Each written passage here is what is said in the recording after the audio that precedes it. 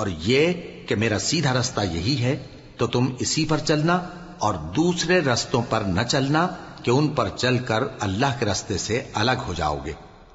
ان باتوں کا اللہ تمہیں حکم دیتا ہے تاکہ تم پرہیزگار بنو۔ ہاں پھر سن لو کہ ہم نے موسیٰ کو کتاب عنایت کی تھی تاکہ ہم ان لوگوں پر جو نیکوکار ہیں نعمت پوری کر دیں،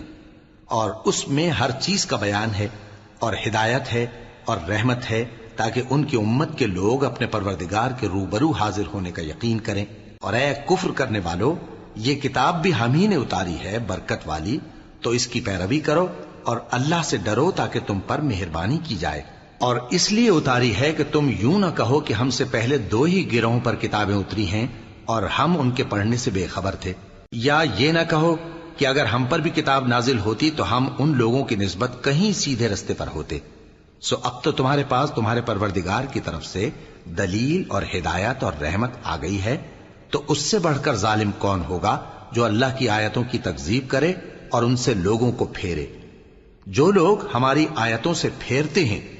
اس پھیرنے کے سبب ہم ان کو برے عذاب کی سزا دیں گے۔